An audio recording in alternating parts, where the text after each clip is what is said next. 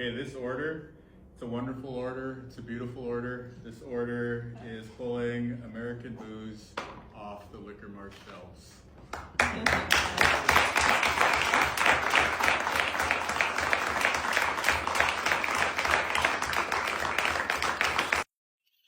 Well, this is bad news for those Canadians who enjoy scotch and whiskey, because Jack Daniels is no longer in Canadian whiskey shelves.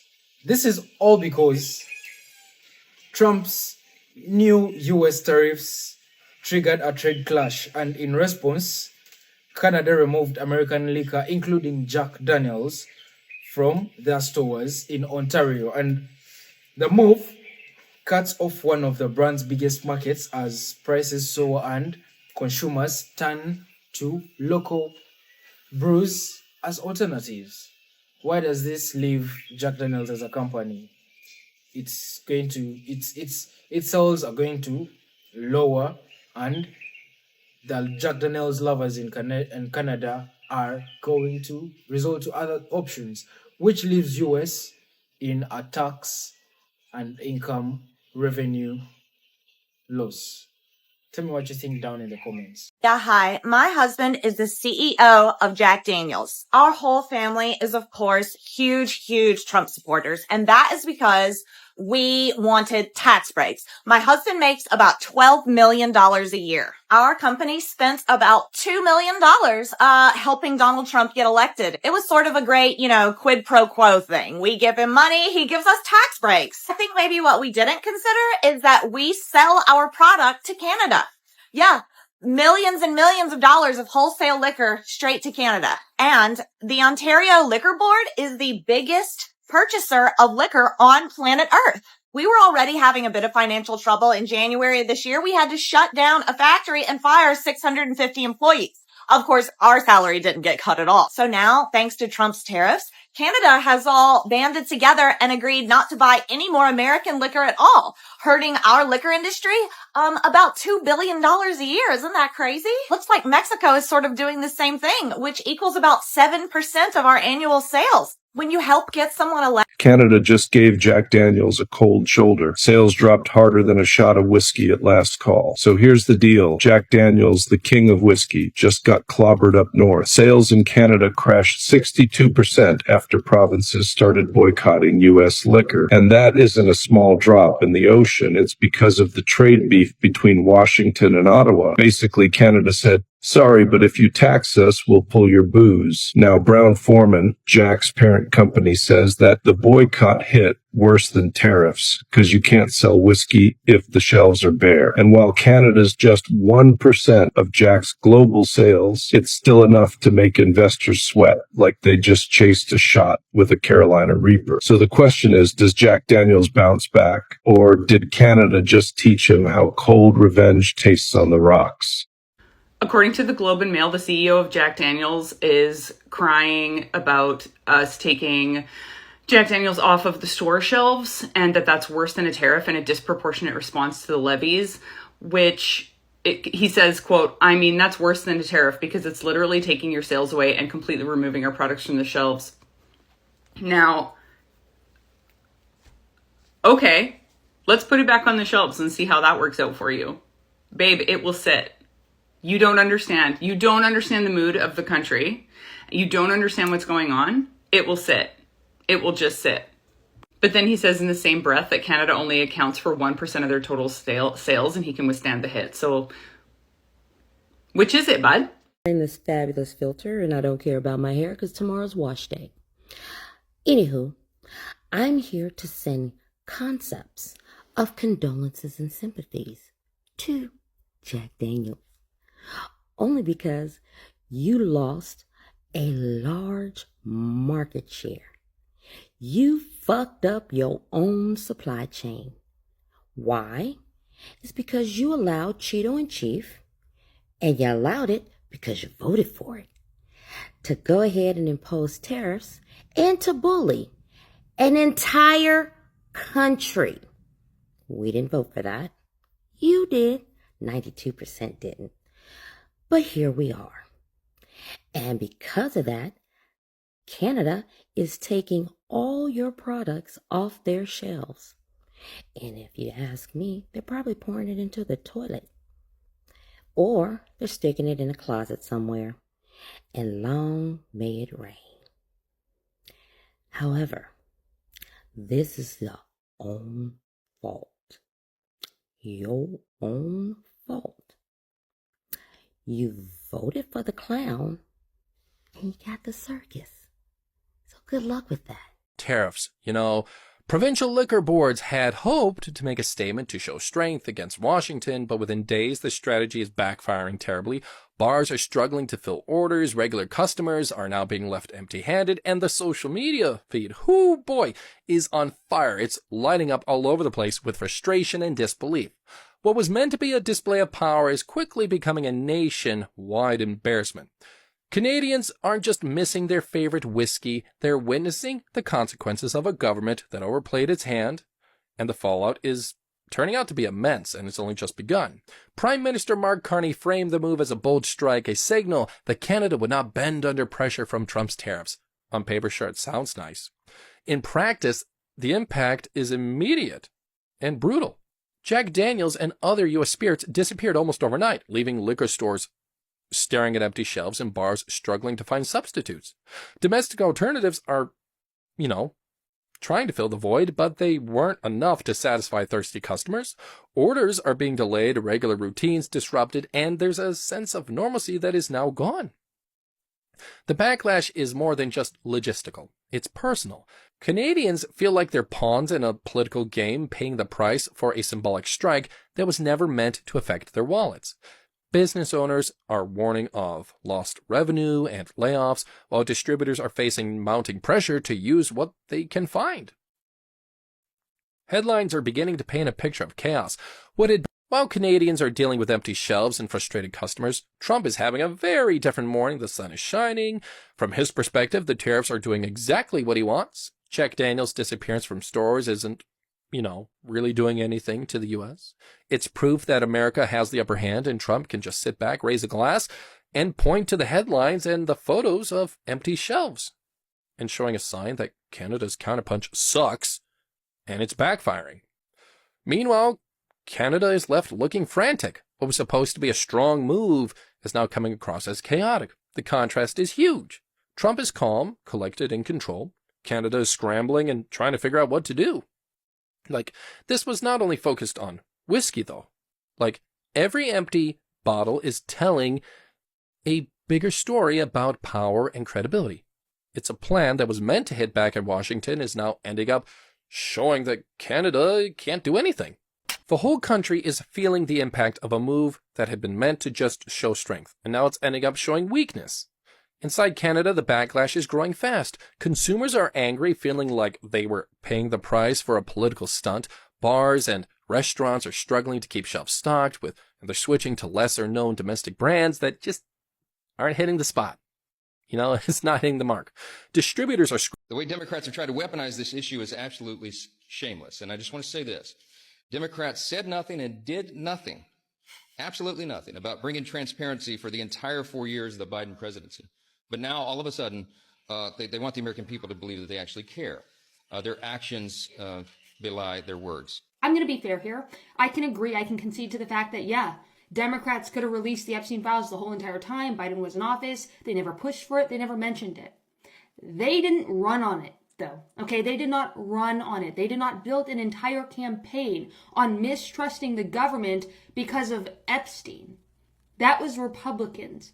And now all Democrats are doing is cashing in on y'all's mistake. You guys laid the foundation for this. You guys have placed brick by brick a deep-seated distrust in the deep state because you guys told everyone it all came down to Epstein. And now that you guys can't functionally release the files, whether they don't exist or whether because you guys are hiding something, it doesn't matter. You guys put yourselves in the situation. What do we have here? Another fuck around and find out story. Now this is your time. Come on down, Jack Daniels. Come on down. So Jack Daniels, the same Jack Daniels who donated all this money to Trump campaign, the same Jack Daniels who's one of the first people to close their DEI programs. The same Jack Daniels who stole that recipe from a black slave named Nearest Green. The same Jack Daniels who donated bottles to Trump's inauguration speech. So now Jack Daniels is fucking around and finding out the hard way. So Trump put tariffs on Canada, and Canada has responded by putting tariffs on the United States. And they took all their products that they were sending to the United States. Hey folks, so the alcoholic drink producer Jack Daniels has issued a profit warning. There's been a slowdown in demand for the products, specifically Canada and Europe. You may recall that Canada has pulled Jack Daniels off the shelves. Even though the Canadian sales account for a small portion of its overall profit, it has affected the bottom line, and they've had to issue a profit warning to the shareholders and also to their board because of this. Also, there's been a slowdown in Europe because there is a huge boycott of American products taking place. Jack Daniels, of course, is one of those products. The tariffs have also been affecting sales, and Jack Daniels' board have said that they will have to start raising prices on Jack Daniels products now in order to accommodate the extra cost of the tariffs. This information comes from Reuters and also locally, the WKRN News Network. Let me know what you think in the comments, folks. Oh yeah, and speaking of businesses, American businesses going under, kudos to my Canadians. I am a proud Canadian American. My mom is Canadian. I was born in the States. And Jack Daniels' quarterly profits are down 45% because Canadians refuse to have this red state American product anymore. So the international community is rallying against America. The farmers are feeling it. And with the Hyundai raid, oh my gosh. And Jack Daniels is feeling it. They don't like us, and rightfully so. Elbows up. The world's largest alcohol distributor, Diageo, is freezing two of the major whiskey brands. So Diageo is staging a $625 million targeted shutdown. These are the guys that make Johnny Walker, Smirnoff, Guinness, and they have products sold in over 180 countries, guys. So in late 2022, it paid about $100 million for Balcones Distilling. That's in Waco, Texas, and is going to bet on like the U.S.'s single malt boom. But basically, it just has slowed down. The consumption of all the hard alcohols has really slowed the last couple of years, and U.S. whiskey volumes in particular have plunged to decade-low levels. So the federal data basically shows that Americans are on a 28% year-over-year low of whiskey consumption. So if you're wondering why that is, I can't give context to this. I'm not a big drinker myself, but I will say that whenever you have a business go down that's this substantial out there for distillers, for American products of any type of consumption, it's concerning. We have a lot of layoffs so far in 2025, over 800,000. I hope that the Diageo slowdown is not going to result in layoffs for the people that work at this plant. But let me know, are you guys consuming less spirits and alcohol than you were in previous years? And what's the cause of that for you? Oh, hello. A few days ago, I said that I would no longer be purchasing or drinking Jack Daniels because the maker of Jack Daniels announced that they were going to be pulling back their DEI. And I said, okay, you don't want to hire us. I don't need to drink from you. And that video went a little bit viral. Now, here is the head of British Columbia in Canada basically saying the same thing. You don't believe me? Hold, please. For our first of many steps, effective today, I have directed BC liquor sales to immediately stop buying American liquor from red states. He said we, as in all of Canada, we are not drinking liquor from the red states, which would include Jack Daniels. So what I'm hearing is that I have sparked an international boycott. I mean, I don't want to take all the credit. I just feel like I should take a little bit of credit. And also, I feel like, yeah, I'm with you. I'm with you, David. I'm with you. Let's boycott their asses. You're doing it because of the tariffs. I'm doing it because of DEI, but at the end of the day, we're together in this. Okay? So send me the Canadian liquor. Bop, bop, bop, bop, bop. Send it on by. So Canada decided to pull American liquors off of its shelves, so Amazon is pulling out of Quebec. Pull the fuck out!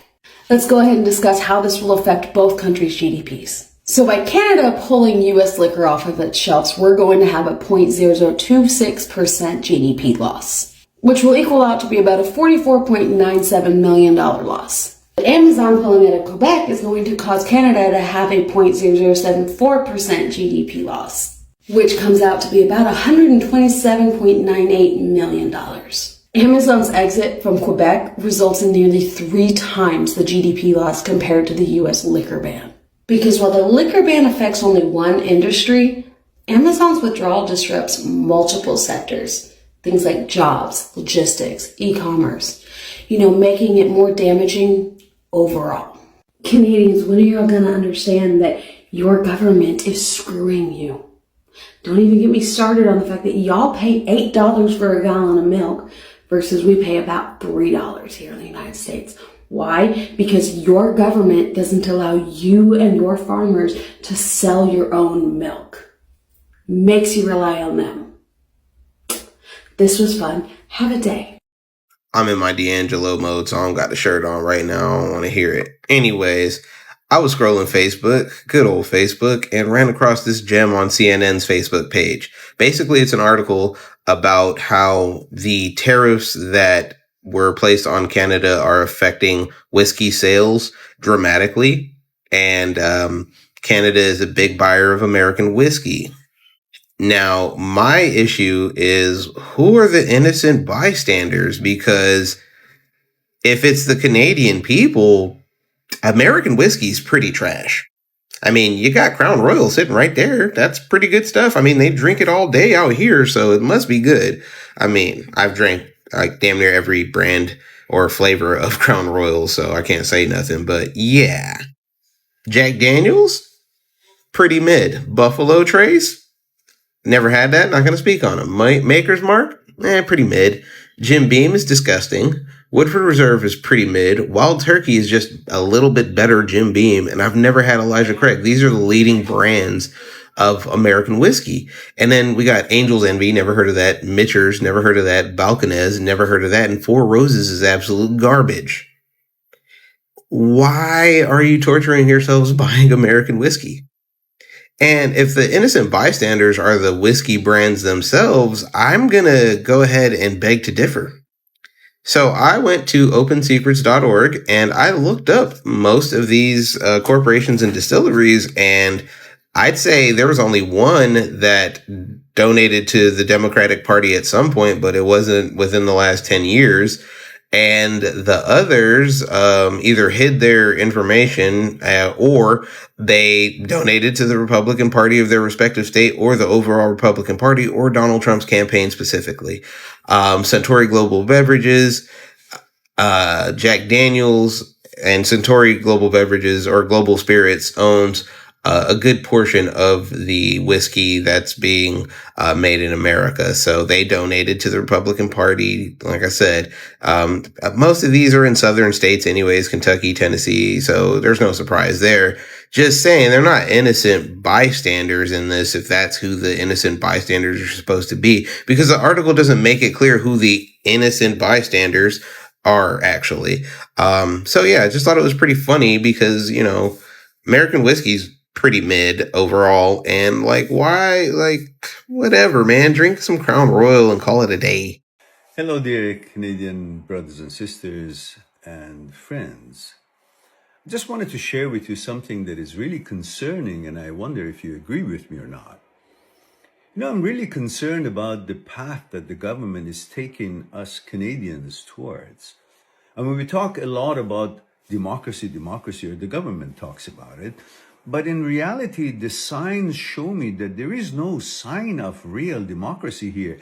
It's all got the paint of legality towards it because they keep passing all these sinister laws through the parliament. And because they go through the parliament system, they seem to think that just because it's been voted by a bunch of people who agree with the government, which are sit there by the government and they are agents of the government, that it makes it okay for us to all be submitted or to be all be subjected to all those laws. But those laws, as far as the democracy is concerned, is not democratic. For example, all the C2 and C9 and C8 that they're trying to pass through the parliament, everything you want to say or possibly say on the internet and access to internet, what you can say, what you can read, could be interpreted as a hate speech. They could take you away, they could punish you, they could jail you, we could all go to... Thank you for watching Great Minds Blacks.